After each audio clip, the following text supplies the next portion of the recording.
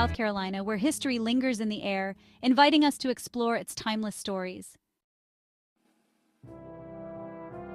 Charleston's story begins long before the birth of our nation. Founded in 1670, it quickly rose to prominence as a major port city, a gateway to the New World. The harbor teemed with ships laden with goods from distant lands, indigo, rice, and enslaved Africans, who played a pivotal role in the city's development.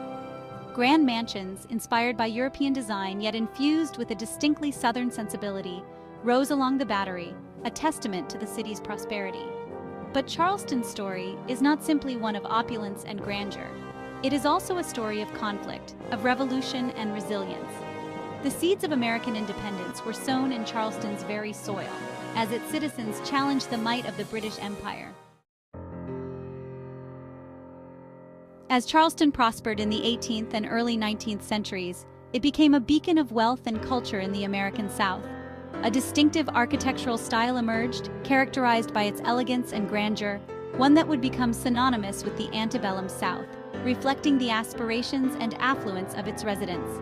Grand mansions, with their soaring columns, sweeping balconies, and intricate ironwork, lined the streets, each a testament to the wealth and ambition of Charleston's elite. These homes were not just residences, but symbols of status and power.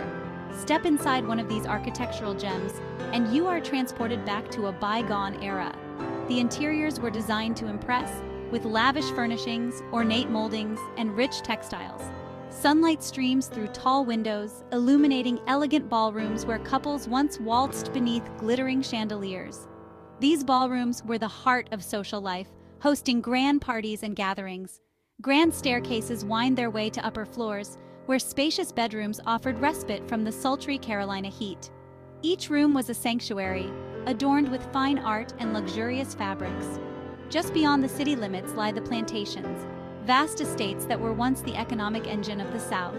These plantations were self-sufficient communities, with their own blacksmiths, carpenters, and other skilled laborers. Here, amidst moss-draped live oaks and fields that once teemed with cotton, we catch a glimpse of a more complex and troubling past. Drayton Hall, Magnolia Plantation, Boone Hall. These names evoke a bygone era, a time when cotton was king and the lives of countless enslaved Africans were intertwined with the fortunes of their masters. The wealth generated by these plantations came at a tremendous human cost. The plantation houses, with their stately facades, stand as silent witnesses to a painful chapter in American history. They are monuments to both the grandeur and the deep injustices of the past. Walking through the grounds of these plantations, we are reminded of the human cost of that wealth and grandeur. The beauty of the landscape belies the suffering that took place here. The slave cabins, often little more than wooden shacks, stand in stark contrast to the opulence of the main house, a tangible reminder of the deep injustices that were woven into the very fabric of Southern society. These humble structures tell the stories of resilience and hardship, of lives lived in the shadow of oppression. Today, Charleston's historical sites are preserved as a testament to this complex history. Efforts to maintain these buildings and educate the public about their significance ensure that the stories of both grandeur and suffering are not forgotten. As we walk through modern Charleston, the influence of its antebellum past is still evident. The city's architecture, culture, and even its layout reflect a history that continues to shape its identity. The community of Charleston embraces this heritage, celebrating the beauty of its past while acknowledging and learning from its darker chapters. It is a city of grace and grandeur, but also one of reflection and remembrance. The issue of slavery, a festering wound on the nation's soul, had been a source of tension and conflict for decades. The moral, economic, and political debates surrounding this institution had divided families, communities, and the nation itself. These deep-seated divisions would eventually lead to the American Civil War, a conflict that would pit brother against brother and state against state. Charleston, a city with a rich and complex history, would once again find itself at the epicenter of conflict. Its strategic location and symbolic significance made it a focal point in the brewing storm. In the harbor, a mere stone's throw from the bustling city, stood Fort Sumter, a fortification that had become a symbol of federal authority in a region teetering on the brink of secession. This fort, with its imposing walls and strategic position, represented the presence and power of the federal government in a state that was increasingly defiant. On April 12, 1861, the stillness of a Charleston morning was shattered by the roar of cannon fire. The peaceful dawn gave way to chaos as the first shots of the Civil War were fired. Confederate forces, determined to seize control of the fort and assert their independence, launched a relentless attack. The small garrison of Union soldiers stationed at Fort Sumter found themselves under siege, facing a barrage of artillery shells that rained down upon them with unyielding ferocity. The bombardment, echoing across the harbor and into the city itself, was a deafening reminder of the conflict that had begun. Smoke and fire filled the air as the fort's walls were pounded relentlessly. The sounds of war reverberated through Charleston, a city now thrust into the heart of a national crisis. The bombardment marked the beginning of the bloodiest conflict in American history, a war that would last for 4 long and brutal years. Fort Sumter, once a symbol of federal power, now lay in ruins, a casualty of the nation's bitter divide. The fort's fall was a stark symbol of the deep and violent rift that had torn the country apart. Charleston, the cradle of secession, was now on the front lines of a war that would test the very fabric of the nation. The city's streets, once bustling with commerce and life, were now scenes of desolation and fear. The impact of the war was felt deeply in Charleston, a city that had once thrived as a major port and cultural center. Now, it was a place of uncertainty and danger, its future hanging in the balance. The city, once a thriving port, was now under siege, its streets eerily quiet as residents sought refuge from the relentless Union bombardment. The once vibrant community was now a war zone, its people caught in the crossfire of a nation at war with itself. The horrors of war, once a distant threat, had come home to Charleston.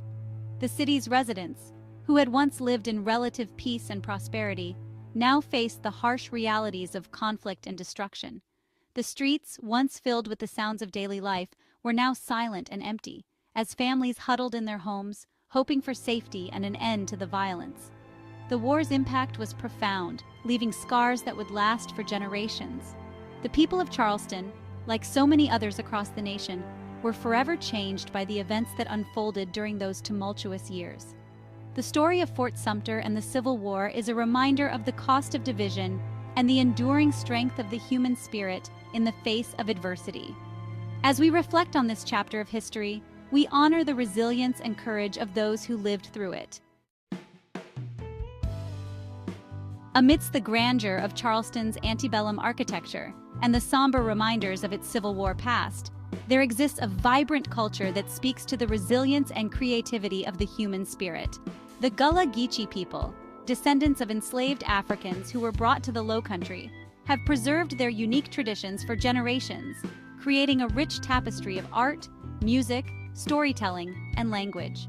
From the coastal islands to the mainland, the Gullah community has left an indelible mark on Charleston's cultural landscape.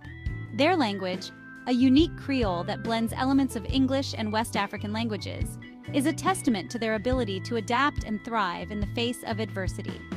Gullah cuisine, a flavorful fusion of African and Southern influences, tantalizes the taste buds with dishes like shrimp and grits, gumbo, and hoppin' john, each bite a celebration of their heritage. But it is perhaps in their art that the Gullah spirit finds its most powerful expression. Charleston, with its rich historical tapestry, faces a unique challenge: how to preserve its past while embracing the future. This delicate balance requires a thoughtful approach, blending the old with the new in a way that honors the city's storied history while allowing for modern growth and innovation. The city has become a beacon for preservationists who recognize the importance of safeguarding its architectural treasures, cultural heritage, and unique character for generations to come. These dedicated individuals and organizations work tirelessly to ensure that Charleston's charm and historical significance are not lost to the sands of time. Through the efforts of dedicated individuals and organizations, Charleston has achieved remarkable success in preserving its historic buildings and neighborhoods. This success is evident in the meticulous restoration projects that have brought new life to old structures, allowing them to stand proudly as symbols of the city's enduring legacy. The Charleston Historic District, one of the largest in the United States, encompasses over 3,000 buildings. each one a testament to the city's architectural heritage. These buildings, with their distinctive styles and intricate details, tell the story of Charleston's evolution over the centuries. Walking through the streets of the historic district is like stepping back in time. The cobblestone pathways and well-preserved facades transport visitors to an era where history and modernity coexist harmoniously. The clip-clop of horse-drawn carriages echoes through the streets, a reminder of a bygone era. These carriages, once a primary mode of transportation, now serve as a charming link to the past, offering a unique way to experience the city's history. Gas lights cast a warm glow on the cobblestone sidewalks, illuminating the intricate details of the antebellum mansions and colonial-era homes. These lights, a staple of Charleston's historic charm, create an ambiance that is both nostalgic and enchanting. But preservation goes beyond simply saving bricks and mortar. It involves a deeper commitment to maintaining the essence of what makes Charleston unique. It is also about preserving the stories that these buildings tell, the lives that unfolded within their walls, and the events that shaped Charleston's destiny. Each structure holds a piece of the city's collective memory, a narrative that is woven into the fabric of its identity. Museums, historical societies, and cultural institutions play a vital role in this effort, bringing the past to life through exhibits, tours, and educational programs. These organizations serve as custodians of history, ensuring that future generations can learn from and appreciate the rich heritage of Charleston. The preservation of Charleston's cultural heritage is equally important. It encompasses not only the physical structures, but also the traditions, customs, and stories that define the community. By embracing both the tangible and intangible aspects of its past, Charleston continues to thrive as a city that honors its history while looking forward to a vibrant future. Charleston's legacy is etched in its cobblestone streets, whispered on the breeze rustling through ancient live oaks, and reflected in the shimmering waters of its harbor.